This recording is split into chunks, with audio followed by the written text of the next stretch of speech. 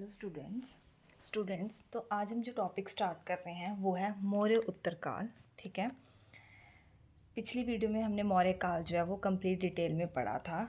मौर्य उत्तरकाल नाम से पता चल रहा है, मौर्य उत्तर का मतलब है मौर्य काल के बाद का जो पीरियड टाइम होगा उसको क्या बोलेंगे, मौर्य उत्तरकाल। ठीक है, यहाँ पर दो टाइप के उत्तराधिकारी थे, देशीय उत्तराधिकारी और विदेशी उत्तराधिकारी। ठीक है, देशीय उत्तराधिकारियों में कौन आते हैं, शुंग वंश, कण्व वंश, सातवाहन वंश और वाकाटक वंश। ठीक है, और विदेशी उत्तराधिकारियों में कौन आएंगे, हिंद यूनानी, शक, पल्लव और कुषाण। ठीक है, इन्हीं को ही ब्राह्मण साम्राज्य भी कहा जाता था। तो जैसे कि मैंने आपको पिछली वीडियो में ट्रिक भी बताई थी कैसे याद करनी है, सीरीज़ हसीना मशूक साथ, हरेक वंश, शिशुनाग वंश, नंद वंश, मौर्य वंश। अब मौर्य वंश के बाद कौन सा आएगा, शुंग वंश, कर्ण वंश और सातवाहन वंश। ठीक है, शुंग, कर्ण और सातवाहन। तो अब हम स्टार्ट करते हैं शुंग वंश से। शुंग वंश, ठीक है, शुंग वंश के फाउंडर कौन है, नाम से पता चल जाएगा आपको, पुष्यमित्र शुंग। ठीक है, पुष्यमित्र शुंग ये कौन थे, बृहदत्त का सेनापति था। हमने उसमें पढ़ा था जो लास्ट मौर्य साम्राज्य वाली वीडियो एक मिनट में आपको छोटा सी क्विक रिवीजन दे देती हूँ। ये मौर्य साम्राज्य पढ़ा था हमने। ठीक है, इसमें हमने पढ़े थे चंद्रगुप्त मौर्य, फिर हमने पढ़ा था बिंदुसार, फिर पढ़ा था अशोक। ठीक है, अशोक के अभिलेख पढ़े थे। उसमें हमने देखा था कि लास्ट जो था शासक कौन था, बृहदत्त, जिसकी हत्या किसने की थी, पुष्यमित्र शुंग ने। तो फिर अगला वंश कौन सा होगा, शुंग, और उसके फाउंडर कौन होंगे, पुष्यमित्र शुंग। बृहदत्त का ये सेनापति था। ठीक है, इसके नाम का उल्लेख हमें मिलता है अयोध्या अभिलेख से। ठीक है, कौन से अभिलेख से, अयोध्या अभिलेख से। तब वहाँ पे कैपिटल कौन सी थी, विदिशा। विदिशा कहाँ पर है, एमपी, मध्य प्रदेश में। अभी आप ये चीज़ें कैसे याद रखोगे, ट्रिक है इनको याद रखने के लिए। वैसे तो मैंने, अगर आपको लाइन वाइज सारी चीज़ें याद है ना, आपको ट्रिक की भी ज़रूरत नहीं है, बट कई बार क्या होता है चीज़ें स्किप आउट हो जाती हैं, तो फिर भी मैं आपको ट्रिक बता देती हूँ। शुंग से कौन सा वर्ड दिमाग में आ रहा है, सूंघना। किसको सूंघते हैं हम, पुष्प को। ठीक है, पुष्यमित्र शुंग। और हम फूल किस पे बरसाते हैं, देवों पर। तो इनके जो लास्ट शासक होंगे वो वासुदेव होंगे। ठीक है, व से वासुदेव और व से ही विदिशा में। ठीक है, यहाँ से आपको याद हो गया होगा। ठीक है, अब पुष्यमित्र शुंग ने अपने टाइम पीरियड में 2 अश्वमेध यज्ञ करवाए थे। उनके गुरु का क्या नाम था, पतंजलि। उनकी रचना क्या है, महाभाष्य। ठीक है, इन्होंने सांची का स्तूप नष्ट करवाया था। जो किसने बनवाया था, अशोक ने, भोपाल में। पिछली वीडियो में हमने देखा सांची का स्तूप जो है वो अशोक ने बनवाया था भोपाल में, बेतवा नदी के किनारे। तो नष्ट किसने करवाया, नष्ट करवाया है पुष्यमित्र शुंग ने। ठीक है, पहले तो इसने क्या किया, बौद्ध धर्म की जैसे जो चीज़ें थी उनको नष्ट करवाना स्टार्ट कर दिया, बट एंड में हमने क्या, हमें चीज़ों की वो मिली है कि उन्होंने पुनर्निर्माण स्टार्ट करवा दिया था। जैसे बरहूत स्तूप का उन्होंने पुनर्निर्माण करवाया है, ये कहाँ पर है, सतना, एमपी में। ठीक है, बरहूत स्तूप का पुनर्निर्माण। ठीक है, उसके बाद इनके गुरु कौन थे, पतंजलि।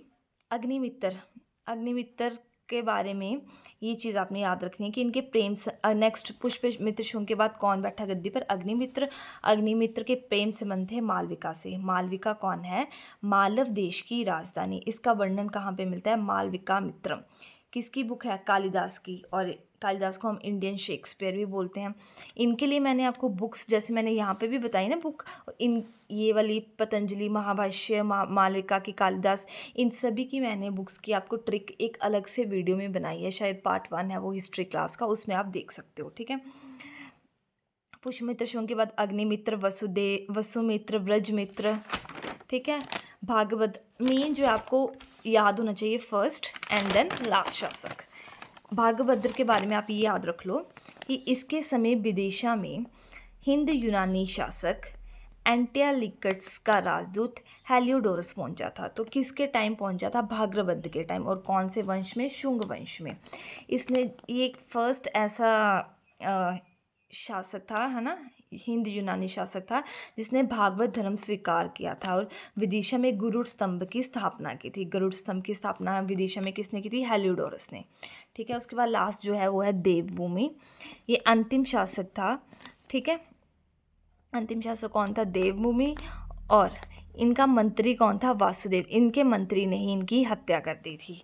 तो देवभूमि हमारे अंतिम शासक हो गए और इनकी हत्या किसने की थी? वासुदेव जी ने, जो इनके क्या थे? मंत्री थे। तो उन्होंने अगला वंश बनाया होगा जिन्होंने हत्या की, तो अगले वंश का क्या नाम है? कण्व वंश। तो इसके फाउंडर कौन है? वासुदेव जी। और राजधानी कौन सी है? पाटलिपुत्र। शुंग वंश की राजधानी क्या बताई थी मैंने आपको? विदिशा। उसके बाद कण्व वंश की राजधानी क्या बन गई? पाटलिपुत्र। अब इनको लाइन वाइज याद रखने के लिए आप ये ट्रिक याद रख सकते हो। बस भूमि अविनाश शर्मा। भूमि किसी लड़की का नाम है। बस वासुदेव, भूमि मित्र, अब वैसे ही वर्ड है, न से नारायण, सुशर्मा जो है वो कण्व वंश का अंतिम शासक था। और इनकी हत्या किसने की थी? सिमुक ने। बस यही याद रखना है, कण्व वंश में आपने इतना सा याद रखना है, प्रथम, अंतिम, और हत्या किसने की है? सिमुक ने। ठीक है। उसके बाद आता है आंध्र सातवाहन वंश। वेरी वेरी इंपॉर्टेंट, इसमें से बड़े ही क्वेश्चन आते हैं। तो आंध्र सातवाहन तो पहले ये कहाँ पर है? आंध्र प्रदेश में। ये एक ऐसा वंश है जो मात्र सत्तात्मक था। ठीक है। फाउंडर कौन होंगे? सिमुक। दक्षिण भारत में साम्राज्य स्थापित करने का श्रेय किसको जाता है? आंध्र सातवाहन को, दक्षिण भारत में। ठीक है। प्रारंभिक राजधानी, पहले इसकी राजधानी थी अमरावती, बाद में इसकी वर्तमान राजधानी क्या बन गई? प्रतिष्ठानपुर। ठीक है। अब इसको आप कैसे याद रखोगे? सारी चीज़ें इसके लिए मैंने ट्रिक बताई है। देखो, सातवाहन मतलब 7 वाहन है। सातवाहन मतलब 7 बोट्स रख लो। ठीक है। समुद्र में, उनमें क्या भरा हुआ है? मिठाइयाँ भरी हुई है, मिष्ठान भर के रखे हुए हैं, और वो सी की तरफ मुख करके खड़ी हैं। आप इमेजिन करो एक पिक्चर की 7 ऐसे हैं, इनमें मिठाइयाँ हैं 7 टाइप्स की, और इन सभी का मुंह किसकी तरफ है? सी की तरफ। तो सातवाहन, मिष्ठान, तो प्रतिष्ठानपुर। कौन सी मिठाइयाँ? अमरावती है ना, तो प्रतिष्ठानपुर और अमरावती पहली होगी, और सी की तरफ मुख करके तो सी मुख। ठीक है। इनके फाउंडर हो गए। तो ऐसे आपको ये सब कुछ याद हो जाएगा। और दक्षिण भारत में साम्राज्य स्थापित करने का श्रेय किनको जाता है? आंध्र सातवाहन को। ठीक है। उसके बाद सेकंड आए हैं कृष्ण। ये सिमुक के ही भाई थे। इसने साम्राज्य का विस्तार जो है वो नासिक तक किया था। तो सातवाहन में जो अधिकतर सिक्के यूज़ होते थे वो किसके होते थे? शीशे के। ठीक है। सिमुक, फिर कृष्ण, कृष्ण के बाद शतकर्णी प्रथम। शतकर्णी प्रथम। ठीक है। ब्राह्मणों एवं बौद्धों की सर्वप्रथम भूमि अनुदान। मतलब पहले ब्राह्मणों या बौद्धों को क्या देते थे? वो देते थे, पैसे देते थे, है ना। तो इन्होंने सबसे पहले क्या किया था? भूमि दान ब्राह्मणों को देना शुरू किया था, भूमि दान। सबसे पहले किन्होंने किया था? शतकर्णी प्रथम ने। और कौन से वंश से ये स्टार्ट हुआ था? आंध्र सातवाहन वंश से। इनकी पत्नी का नाम नागनिका। इनका अभिलेख कहाँ से मिलता है? नाना घाट अभिलेख से। ठीक है। ये चीज़ भी कि भूमि दान दिया था इन्होंने, ये भी हमें कहाँ से मिलता है? नाना घाट अभिलेख से। ठीक है। इसको आप कैसे याद कर सकते हो? देखो, इसके लिए ट्रिक है, शतकर्णी, कर्ण। ठीक है। कर्ण, कर्ण से आप ऐसे रख सकते हो, कर्ण को आप किससे रिलेट कर सकते हो? नाग से। ठीक है। नाग से नागने का, नाग से ही नाना, कर्ण, नाग और नाना। ठीक है। ये तीनों चीज़ें आपको याद हो जाएंगी। उसके बाद इनके राज्य टाइम में 2 अश्वमेध यज्ञ हुए थे। पहले भी मैंने यहाँ बताया आपको, पुष्यमित्र शुंग के टाइम में भी 2 अश्वमेध यज्ञ हुए थे। शतकर्णी प्रथम के टाइम में भी 2 अश्वमेध यज्ञ, 1 राजसूय यज्ञ हुआ था। उसके बाद हाल, ये इस वंश का 17वां राजा था। ये इतना इंपॉर्टेंट नहीं है। इसका मेन क्या इंपॉर्टेंट है? गाथा सप्तशती। ठीक है। गाथा सप्तशती जो है वो किसकी रचना है? हॉल की। ये प्राकृत भाषा में लिखी गई है। इनके टाइम में 2 दरबारी कवि थे, गुणाढ्य और सरवर्मन। ठीक है। इनके आगे 2 पुस्तकें आप देख सकते हो, बृहत्कोश कथा और कांतत्र। मेन जो है वो इम्पॉर्टेंट ये है, जो पेपर में बार बार पूछी जाती है, गाथा सप्तशती किसकी रचना है? हाल की। और कौन से वंश से संबंधित है? अर्ध सप्तवाहन।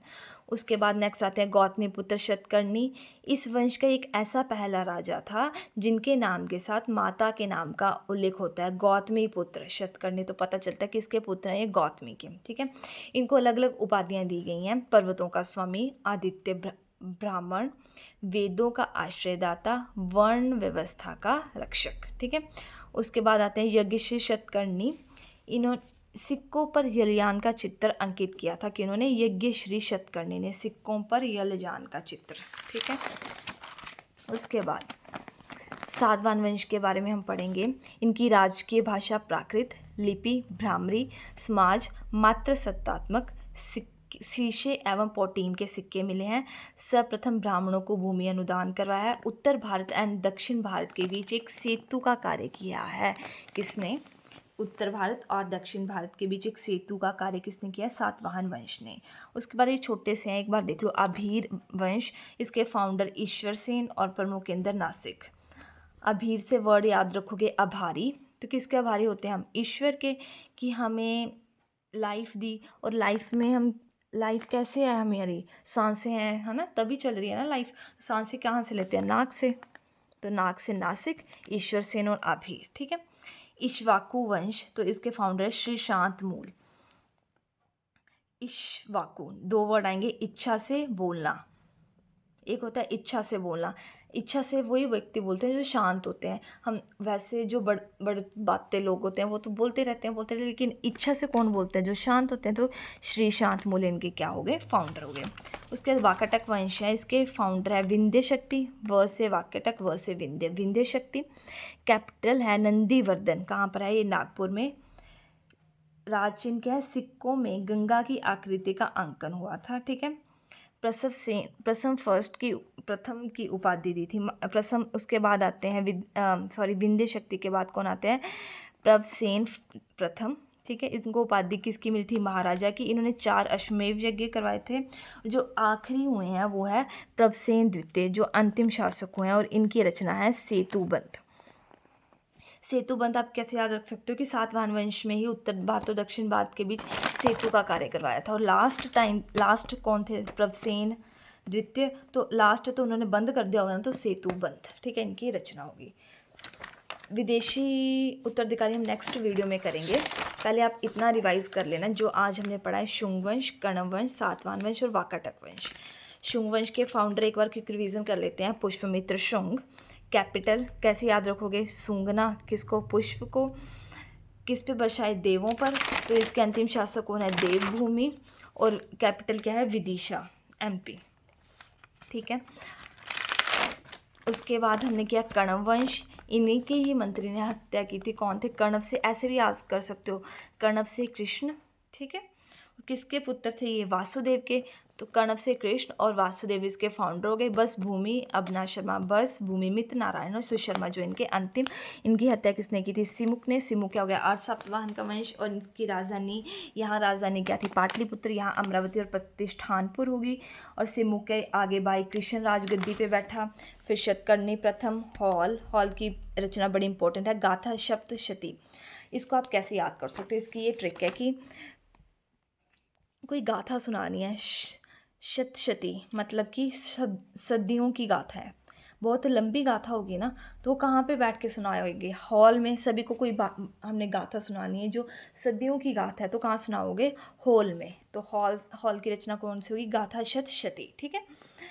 गौतम पुत्र शतकर्णी फर्स्ट ऐसे थे जिनके नाम के आगे मात्र सत्तात्मक शासक है ये पता चलता था। नाम के आगे अपनी माता का नाम था। ठीक है। उसके बाद लास्ट जो ये हुए अभीर वंश, इक्ष्वाकु वंश। ठीक है। और इसमें उत्तर भारत और दक्षिण भारत में सेतु का काम किया। उसके बाद वाकाटक वंश है, फाउंडर विंध्य शक्ति, कैपिटल नंदीवर्धन। ठीक है। और इनके अंतिम शासक होना है प्रभसेन द्वितीय, और सेतुबंध जो है इनकी रचना है। होप सो आपको ये सारी चीज़ें क्लियर हो गई होंगी। मैं इनके जो नोट्स हैं वो अपने टेलीग्राम चैनल पे अपलोड कर दूँगी, आप वहाँ से डाउनलोड कर सकते हो। Thank you so much for watching.